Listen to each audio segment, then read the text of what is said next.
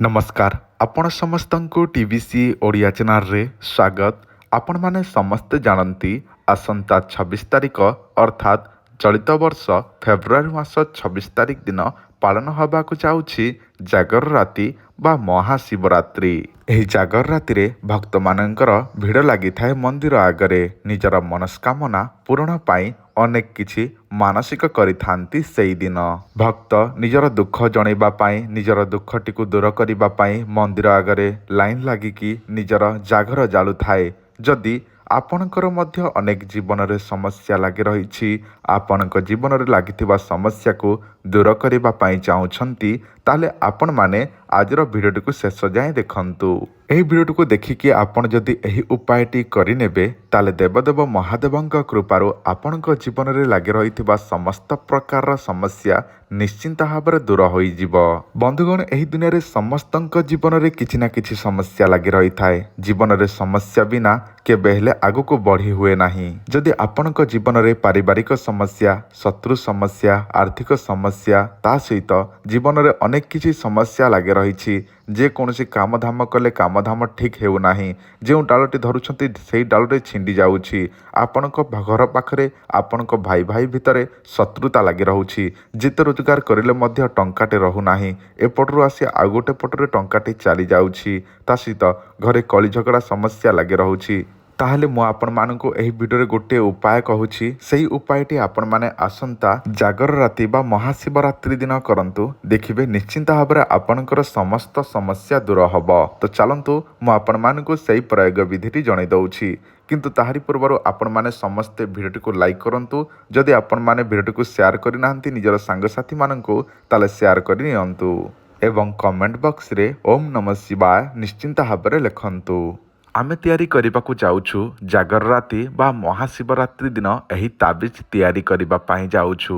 एही ताबिजटी धारण करिबा द्वारा आपणकर सबुठार बड़ बड़ कार्य 15टी बड़ कार्य हबाकु लागिबो। नंबर 1 सर्वजन वशीकरण, नंबर 2 सर्वमोहिनी, नंबर 3 सर्वकार्य सिद्धि, नंबर 4 स्वामी वशीकरण, नंबर 5 स्त्री वशीकरण, नंबर 6 व्यापार वृद्धि, नंबर 7 शत्रु वशीकरण, नंबर 8 प्रेम समस्या, नंबर 9 कोर्ट कचेरी रे विजय, नंबर 10 उच्चाटन पांगण नाशन, नंबर 11 भूत प्रेत ठारू रक्षा, नंबर 12 विवाह समस्या, नंबर 13 नवग्रह, नंबर 14 धन वृद्धि और जहाँ भी धन समस्या रही, नंबर 15 चाकरी समस्या।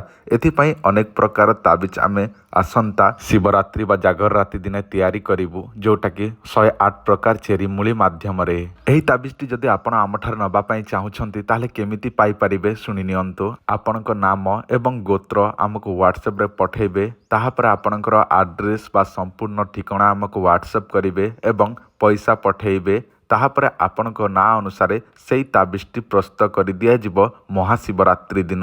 एबे सुनि नियंतु एही ताबिजर दाम केते। देखंतु आमर 3 प्रकार दाम अछि। गोटे 2500 जोटा नॉर्मल ताबिज, ता ठारू टिके पावरफुल ताबिज 3500 टंका, ता ठारू सबुठारू पावरफुल ताबिज 4500 टंका। जदि आपण निजे विधि विधान अनुसार कोनोसी भी तंत्र मंत्र जंत्र निजे प्रयोग करि पारु नाहंती ताहले आपण मानक पई गोटे एटा सुवर्ण सुजोग जोटा कि आमे तैयारी करिवु आसंता शिवरात्रि जागर राति दिन। जदि आपणकर आवश्यक थाए ताले आपण मानक नाम गोत्र व्हाट्सएप रे पठे एड्रेस पठे पेमेंट करि नियंतु। आपणक ना अनुसार सेही दिन तैयारी करिके आपणको पोस्टाल रे पठे देबु, जहा केवल 5 रु 7 दिन भितर मिली जिवो।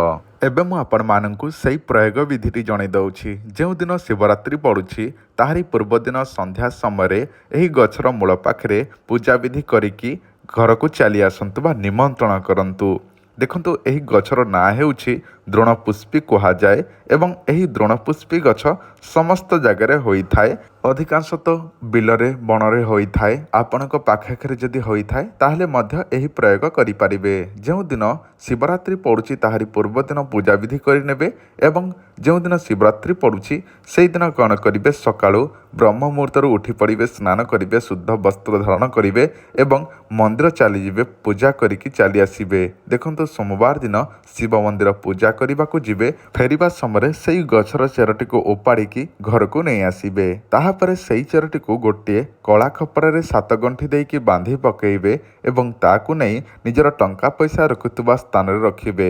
ଏହାଦ୍ୱାରା ଦେଖିବେ ଘରେ ଲାଗି ରହିଥିବା ସମସ୍ତ ସମସ୍ୟା ଧୀରେ ଧୀରେ ଠିକ୍ ହେବାକୁ ଲାଗିବ।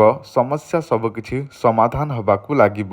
ଜୀବନରେ କେବେ ଆର୍ଥିକ ସମସ୍ୟା ରହିବ ନାହିଁ। ଯାହା ବି ରୋଜଗାର କରୁଛନ୍ତି ଟଙ୍କାଟେ ରହୁନାହିଁ, ରହିବାକୁ ଲାଗିବ।